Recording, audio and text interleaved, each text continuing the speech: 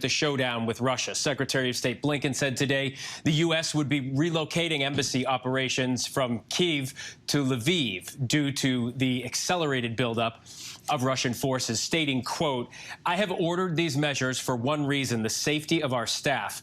We strongly urge any remaining U.S. citizens in Ukraine to leave the country immediately." With me now is Terry Moran on the ground in Ukraine, along with ABC News senior Pentagon reporter Louis Martinez. Terry, let's begin with you and start with that announcement that the U.S. is moving its embassy and drawing down embassy staff. Other countries, as you know, as you've reported, have followed the U.S., encouraging citizens to get out of Ukraine. Is there any sense of panic or fast movement there on the ground out of the country? You know, Phil, not at all. Not only is there no sense of panic or fast moving, the cities, both Kyiv, where I was, and Lviv, where I've come, like where the U.S. Embassy and many other embassies are coming, and this part of Ukraine has only been part of Ukraine since the end of the Second World War. Russia doesn't have a traditional claim on it. For most of its history, it's part of Poland, the Austro-Hungarian Empire. So Putin is thought will kind of leave this part of Ukraine alone. We'll see if an attack does come. But this is where people are coming, but not many. That's what's striking. I expected our flight to be jam-packed and the lines at the airport long. It's a very brief flight away from Kyiv, but it wasn't. The airport was rather quiet. What you see here, certainly among Ukrainians, is a sense that they know this game, this Russian game they believe it is, of ferocious intimidation. And in fact, they have been at war with Russia out in the east of the country for 8 years, a war that's cost the lives of 14,000 people. But they sense here that this is all part of a geopolitical game. Russia trying to make claims on NATO, NATO pushing back, and they're a pawn. And their president, Volodymyr Zelensky, keeps telling them, do not panic. Panic is the best friend of our enemies. And that's what we're seeing here, really. It's an almost surreal contrast between the intense seriousness based for sure on their reading of the facts on the ground, the disposition of Russian troops, perhaps signals intelligence, human source intelligence as well. Between that level of alarm, and it is almost entirely on the surface, life going on as normal here. Sure, you just have to ask a single question, and you hear it. You hear this anxiety, but no one is rushing for the borders right now. And Terry, you talk about this geopolitical game. Let's bring Louis in now. You know, with no definitive movement except movement toward the border, everybody's left to sort of read into every movement, every statement from each side. Louis, talk about the decision to move the embassy. You know, people hear that and they think there could be something imminent. How big a move is that, and what does it really entail? Well, Phil, that is a really significant move because we had already heard that there were non-emergency personnel that were going to be moved out of the embassy, that there was going to be a core diplomatic staff, but that the functions of the embassy were going to continue. Well, that was just 2 days ago. Fast forward to today, and you've got this announcement from Secretary of State Blinken saying that, no, we are going to relocate this embassy to Lviv, where Terry is right now, because that's a more secure situation. And they state because of the concerns that there might be a Russian push into Ukraine. Very significant move there by the U.S. State Department to do something like that. It's not something they actually do in situations like these. They always talk about leaving somebody behind, but in this case, they are totally moving the operation with a very small operation that is going to remain out to the western part there in Lviv, just miles from the border with Poland. Terry, Ukraine's President Zelensky addressed the nation today. A lot of talk about that. He spoke about reports that an attack is coming perhaps February 16th. That's in 2 days. We just heard Admiral Kirby say that the Russians could move, and I quote, with little to no warning.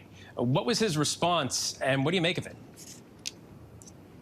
Well, President Zelensky was mischaracterized. His quote was misquoted and it was out of context. And I'll just say it, CNN really messed this up because they're a very large news organization. And a lot of people were reporting that Zelensky says the invasion is coming on the 16th. That's not what he said.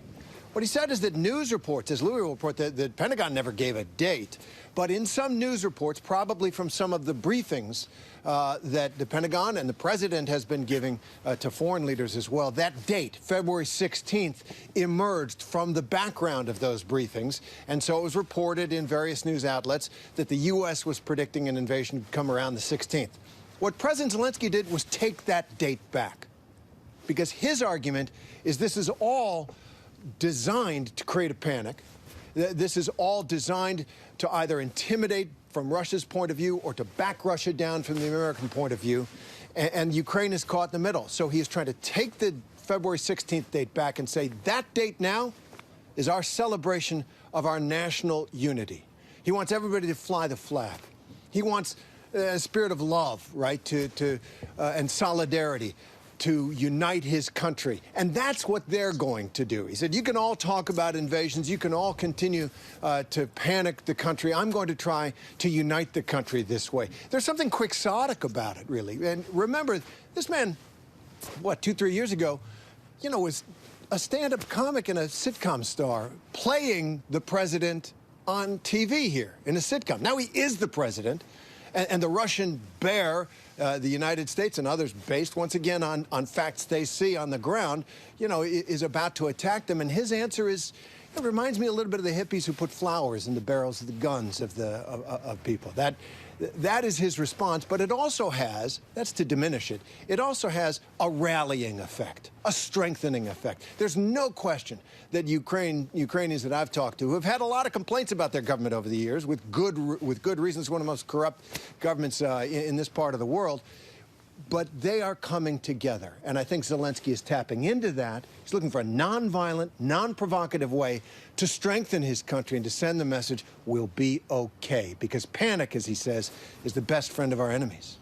Louis, Terry, as you just heard, very eloquently points out where some of the messaging could be coming from inside Ukraine, the Ukrainian president himself. But the question I have for you is the U.S. on the same page as Ukraine right now? We've seen mixed messages, even President Zelensky disagreeing with President Biden at times. What's happening with that right now?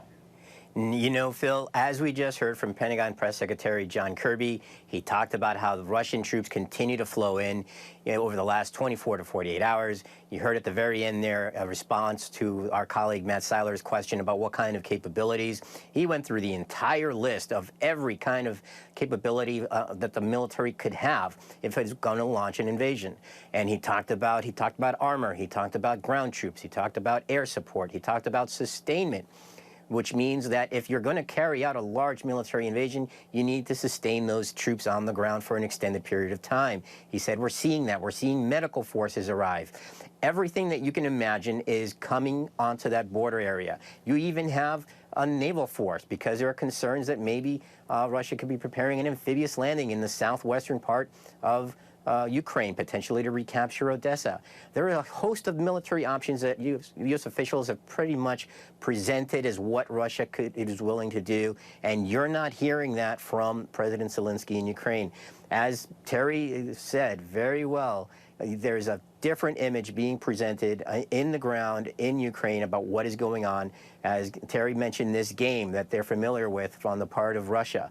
But the United States and its allies in NATO, they are seeing something very different. They are sharing this with Ukraine, and what they are seeing is concerns that this is going to be something different. It's not the usual game. And what they want to try to do here is prevent an invasion. So the goal here, we're seeing some extraordinary information, Phil, being released by U.S. officials over the last 2 weeks. We're talking about classified intelligence that is being declassified so that the American officials can push back on Russia's plans. We are hearing all about these false flag operations. They want to call the Putin's bluff. And so this is pretty extraordinary what we're seeing. Louis Martinez, thanks so much for the reporting. We appreciate it. Terry, you are inside Ukraine, and you know better than most that words really do matter, especially in a tense situation like this. You've got more. That's right. And we want to talk about the diplomatic efforts here, which also can be more than talk, can be a demonstration of strength. And in that regard, the new German Chancellor, Olaf Scholz, who was just elected a few months ago and is facing this tremendous challenge. Remember, Angela Merkel, was Chancellor of Germany all those years, went through so many crises. And here's the rookie chancellor, if you will, facing this. He spoke with President Zelensky of Ukraine, once again showing that solid front of NATO, and to discuss that and the impact that it might have on what is, I call it a game, but it's a very dangerous game right now. I want to bring in Mick Mulroy, who's ABC News defense analyst and the former Deputy Assistant Secretary of Defense. So, Mick, let me begin with that. We see, once again, a pledge of support. There has been a parade here and in calls of NATO leaders pledging support. Every once in a while, when we were in Kyiv, we heard cargo planes coming over, heading out to the east, where the main theater of the action is expected to be if there is war. NATO countries flowing arms here, smaller arms, nothing gigantic, but real arms, serious ones. How much does NATO solidarity matter in President Putin's decision-making, do you think? And how much, we're a long way from the end, but how much, what kind of job do you think Joe Biden is doing right now in handling this situation? So, Terry, I do think that the actions that NATO and the U.S. has taken so far have proven to be effective, and quite frankly, much more effective than our actions or inactions in 2008 when Russia invaded Georgia, or in 2014 when they annexed Crimea. So whether it's the diplomatic effort to make sure everybody, as best we can, is on the same, quote unquote, sheet of music, whether it's the military repositioning and positioning forces in the event that NATO activates a response force, or whether it's the intelligence services and the intelligence that they're collecting that, as you mentioned in your report, that we have been declassifying, so that we can talk to what we know the Russians are doing. So I think to date, with a few hiccups, we have been very effective, both the United States and NATO, in our messaging and our actions toward this aggression of Russia's in the Ukraine. And yet, so far, there is no withdrawal of Washington forces or de-escalation. In fact, quite the opposite. There are still ships coming into the Black Sea. There are still boots coming onto the ground, and more than boots. There's tanks and other equipment coming from the Russian east. They're being taken out of their normal strategic disposition within Russia, and he's got, some say, 60% of his combat battalions here around Ukraine. And so that is increasing, and I think as a lot of people look at the situation, they wonder what would happen if there was a full invasion. And certainly that's one of the reasons we're in Lviv, because that scenario is frightening. And I just wonder if you could step us through, as you look at the disposition of Russian forces, if President Putin decided to go all the way, what would that look like? So I think only President Putin knows what he's ultimately going to do. But what we can all see is he's developed the capacity now for a full-fledged invasion. And that includes not only the assault forces that would be in the initial phase, but also the occupation forces. That's when you see a lot more of the logistics and Reserve and National Guard, their version of it, troops being activated. We're also seeing that a lot of the equipment and personnel are being shifted from these assembly areas out to what I would call attack position. And that's indicative of an actual invasion. So to the point of your question, I think you'll see a lot of preparation of the battlefield, which will include cyber attacks, denial of service, electronic warfare to jam radar systems, for example. And then you'll see, just like when we went to war in Iraq, you'll start seeing a lot of airstrikes, you'll start then seeing a lot of artillery, and then you'll start seeing the movement of ground forces. This is, and if you recall, I'm sure most of our listeners do, the United States, when we invaded Iraq, we did so with 180,000 troops. The invasion was not that difficult. The occupation was extraordinarily difficult. And I think that's what the Russians are going to soon find if they choose that path forward. Absolutely, Mick. Some of the Ukrainians I've spoken with have laughed at the notion that 130,000 Russians could take over. That may be one thing, but occupy a country the size of Ukraine with its population of tens of millions, angry and patriotically resisting any kind of occupation. That would be very difficult indeed. Mick Mulroy, as always, thanks very much.